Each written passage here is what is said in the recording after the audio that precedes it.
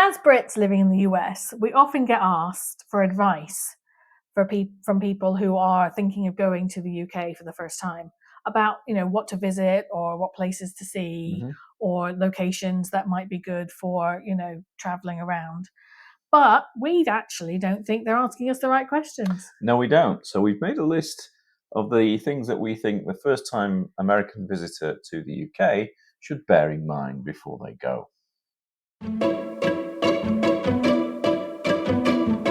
Hi, I'm Susie. Hi, I'm Paul. Welcome to Here and There with Him and Her. Today we're going to talk about the things that we think Americans should know for their first trip over to the UK. Okay. So the first thing we'll talk about is what do you do when you leave the airport? You're probably going to pick up your hire car. Bear in mind, in the UK, we drive on the left. So that means when you get into your hire car, you'll probably find yourself in the passenger seat because the steering wheel's on the other side. Something that I still do to this day when I'm shopping in America. I'll get back into the car at the supermarket sometimes and open the passenger door to get in. Anyway, so bear in mind, steering wheel's on the other side. And that's an easy way to remember which side of the road you're supposed to drive on as well. The other thing I'd say is the sequences for traffic lights is different. Yeah. In the UK, we have obviously red is stop, but we have a sequence that tells you when the lights are going to change as well, don't we? So it goes red for stop, and then red and amber for when it's going to change, and then green for go. And it's green, amber, and red rather than red, yellow, and green. Green, yeah. So in the US, it just goes red, green. But we have kind of like that intermediate one, don't we, where red and amber come up together, where you're kind of preparing to start, but you're not like hooning off yet. That's right. Next thing I'd say, of course, is roundabouts. Now, I remember when they built the first roundabout around here, it actually made the news, didn't it? It was on the news. It made the news. The best way to remember what to do on a roundabout is to give away to traffic coming from the right on the roundabout, wouldn't it, in the UK? In the UK, yeah. It's kind of, yeah. So the people who are on the roundabout have the right of way. Have the right of way. Yeah, that's right. If you're going to take the immediate left turn, you get into the if it's a 2-lane one, you'll get into the outer lane. Your left-hand side lane. They don't always have lanes, though, do they? Yeah, it depends on the size of the roundabout. Depends on the size. I mean, they're actually mini roundabouts, which are tiny. Yeah, but some people think you can drive over them. Don't drive over them. Don't, because your exhaust will come off. Just in case you don't know what we mean when we say roundabout, I think they might call them traffic circles. Oh yes, traffic circles. That's what they call them. Yeah. And it depends where you go, because there are some. I mean, we do like our roundabouts. I know where I used to go to university in Essex. We actually had a giant roundabout surrounded by 6 mini roundabouts. So that was a bit of a headache for people. And some places are famous for their roundabouts as well, like Milton Keynes is, and I think Warrington Newtown. I remember that being quite famous. You can sometimes get like 2 mini roundabouts together, so you kind of have to navigate around 2 of them, but you'll get there. Just slow down, be patient, be calm. One of the big things I always find when we go back to the UK is that the roads are so much narrower than they are over here, and that kind of, luckily I don't do most of the driving because I would do it with my eyes closed, and that's not helpful. Not advisable. No. They seem even narrower at times because people can park on both sides of the road, aren't they? Both sides of the street. So it can even feel even more enclosed, can't it, at times? But I would say even on the motorways, which are what the highways, I guess. It can feel like you're really just so within touching distance of the cars on either side sometimes, can't it? Yeah. The roads here are a lot wider, but then the vehicles here are a lot bigger. Yeah, but I think they're getting bigger in the UK now. I do wish they wouldn't. Not so much last time we went back to the UK, but the time before when we went up to the Lake District and we were driving on some very narrow country roads, I'd forgotten what that was like, and that might come as a bit of a culture shock, culture terror to an American that's used to driving on wide highways. Yeah. Because a lot of those are single track, aren't they? Yeah, single track. And you have to keep an eye out for pulling there'll be a little lay-by where you can pull in to let tractors and other bigger vehicles that have right of way get past you. Right. And sometimes they'll pull into the thing for you to get past them as well. But that's something to be aware of, I would say. Yeah, and again, be patient there. Another thing is that we do have different words for different parts of cars, as well as, like we said, roads themselves. Yeah. So a trunk is a boot, and a hood is the bonnet in the UK, isn't it? So UK term is boot, US is trunk. Then windscreen versus windshield, as in the thing you look out of and the wipers. Then we've already said the one, a highway over here in the US would be a motorway in the UK. And you can have motorway services where you can stop off and have a cup of tea and pop to the loo and things like that. And also, we have noticed that in America, you have a yield sign. Well, we call that give way, don't we? Yeah, that's a give way sign. So if you see give way, it means that you have to obviously stop and yield for the oncoming traffic. The one thing I would stress, though, if it's your first time visit to the UK, don't feel you have to get a hire car, because the public transport system is a lot more comprehensive than it is in the US. And if you're nervous about driving on the opposite side of the road, perhaps you should utilize public transport. Yeah. Don't be put off by your experiences of public transport here. Definitely, if you're in a big city, it's not really worth it to have a vehicle. But if you are going to go to another location, if you've only got the time to visit London, say, there's no need to hire a car at all. Okay, our second thing to talk about is the weather. We always talk about the weather. We're British. It's kind of a national pastime, isn't it? National obsession rather than pastime. But the UK has, obviously it varies depending where you are in the UK. Like the weather in most of the southern regions is typically a bit better. Yeah. You get more sunny days, you get nicer, warmer temperatures.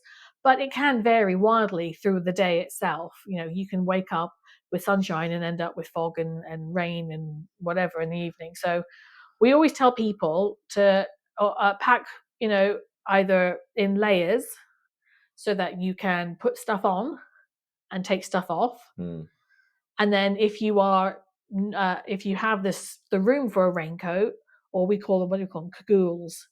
Cagoules are ones that you can kind of roll up and sort of they zip up into like a little handy thing that you can clip onto a bag or something, little pouch, isn't it?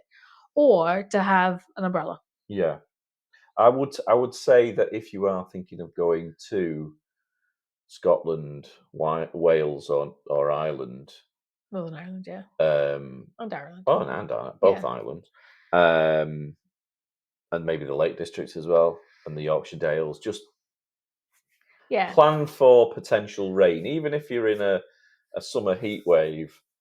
Just be on the safe side, make sure, because the weather can change. The weather is very changeable. That's why we talk about it so much.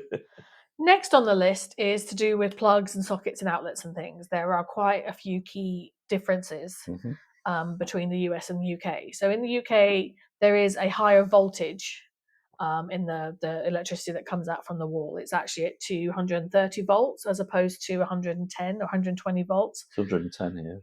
120, I think it is actually, volts over here. So it may not be that your devices are compatible. So I would always have a check. Most things like the cell phone or mobile phone chargers and laptops and things like that, they should have a little USB information thing on their power packs or on their whatever it is, adapters, that say that they can be used within a range of maybe 110 to 230 volts. So that's pretty okay. But like other things like hair dryers or I don't know what else electronic you would take actually. Curlers, things like that. They might not be compatible and they might actually burn out because they're not used to having such a high voltage. Yeah. The other thing are the plugs themselves. Yeah. It's a 3-pin plug like this. Oh, there we go. This one is obviously a USB adapter. But if you've got something that's powered by, or you charge with a USB, if you stay in a hotel, they're going to have that fitted into the I would hope room, so. aren't Yeah. But if you're in a B&B up in the Highlands of Scotland, Wild Highlands of Scotland, Highlands, yeah. Then you probably need some kind of adapter with you, don't you? So that's the best thing, is to always have an adapter. Converter, adapter, what do they call them now? Well, they're actually adapters, because I actually had to look this up. Okay. Because if you were going to bring a device that with a different voltage, then you may have to buy a converter. Yeah. In my day, we were called these transformers, but I actually found this out. Teaching physics, I should have known this. I know what a transformer is. It's a robot in disguise.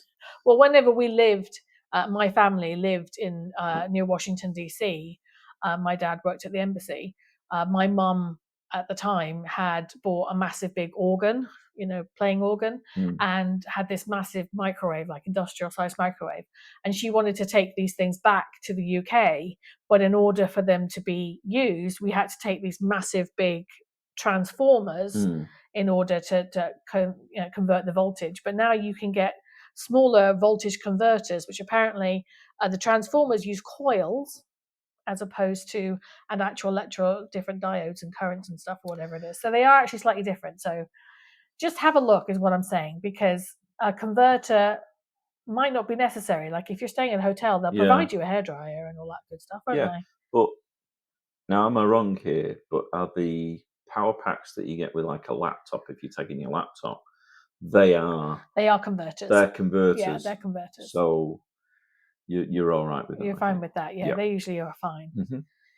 Also, when you look at the actual, we call them sockets, but I think over here they're known as outlets. Yeah. In the UK, they actually have individual switches on them. So if you plug something in and it's not working straight away, go back and check to see if the switch is on. Because, I made that mistake when we go back, because I forget about the switches as well. But the switches are there, obviously, to make sure that you don't, because it's a higher voltage, that you don't, hurt yourself. As we mentioned before at the beginning of this video, if you are staying in a city like London, the duration of your trip, you won't need to hire a car. You might not want to hire a car unless you're going further afield. And if you are, even then, there are public transport options that will probably get you to all the places that you want to visit. The train network is a lot more reliable, I would say, and extensive than what you're used to with, say, Amtrak. So give that a look if you're fancying to get further afield. There is something that is open to you as a traveller from abroad that isn't available to people from the UK, which is the Brit Rail Pass. More of that in a moment. One thing I do have to stress, though, is if you are buying tickets when you're there, book your tickets off. Either if you book them in advance by 2 weeks, you get discounts, and if you book for off-peak travel. So obviously outside the times that the rush hour would normally be. Yeah, in the work day, people are using the trains. because work people are using the trains, and then they pay a higher premium. So what's the Brit Rail Pass? Well, the Brit Rail Pass is something that you can buy in advance before you go to the UK. You can't buy it when you are there in the UK. You have to buy it in your country of origin. And it will give you discounts for rail transport within the UK. The only kind of grey area or areas you have to be careful of is if you are getting off the train, say you travel from London to Manchester, if you wanted to use the tram network within Manchester, the Metrolink, that ticket would not be valid for that. You'd have to buy yourself an extra ticket to get you across. Yeah, and it's not valid in the London Tube either, is it? Having said that, I'm not sure about if you're doing a transfer from one British rail station to another. That's something we might have to do as an addendum after we finish this. I think from what we know now, it covers the train network in the UK, but maybe not within a certain big city location. Yeah. So double check. You're not going to be paying a lot of money for the local version of the tube. The metro in Newcastle or Glasgow or whatever they call it in Liverpool. It's Merseyrail. It's not going to be costing you a lot of money once you've got to your destination. Yeah, and it's a nice way to travel. The trains, you get to see the countryside. You know, you're not having to worry about, stopping off for something to eat because there's always a little food car and things. And it also means that you can go to more pubs and not have to worry about driving. Always the pubs. Following on with sort of public transport, things that you don't have to drive yourself, and that is cabs or taxi systems. They are available in most locations, but in the UK, they kind of fall into two categories, don't they? Mm-hmm. So you have what we call the black cabs, which are the ones that you probably most know about. They have to have all the special knowledge and pass these tests and things like that, don't they? Those you're going to find mostly in big towns and cities, yeah, I would say. And then we have what's called a minicab system. And they are ones that you have to book in advance, or you have to phone. There's usually a number, or if you're staying in a hotel, they're probably going to call one of those things. Yeah. So the key difference between the two really is that you can't hail a mini cab just out on the street somewhere. That's not allowed. Yeah. You can only do that with the black cab system, can't you? Yeah. In some places, there's you can go to the office where you get them mini cabs from, but that's probably if you are really out in the sticks, I would say. Yeah. Or if you just like maybe your office is next door to it or something. Yeah. We know that there's like Uber and other ride shares now. We don't really know much about those. We don't use them much We're ourselves. Old and we don't use them. But we want to make sure that you understand that distinction, because there are some minicab drivers who will try to tout for business.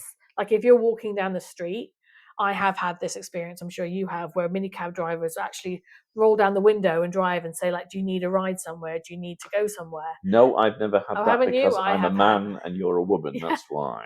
Well, I have had that, and that's not allowed. That is illegal. They are not allowed to tout for business like that. So just be very cautious and make sure that you are only hailing for a black cab rather than mini cabs. As I said, mini cabs you can ring up and you can book, but you can't just hail them off the street. Well, with our usual skill and panache for planning things, we realise we've got 5 things in. Sorry, didn't mean to choke you. Thank you. And we've been waffling on.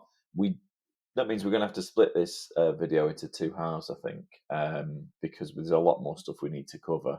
But obviously, time's ticked onwards, hasn't it? Yes, so hopefully you've enjoyed the first part, what is now the first part of this video.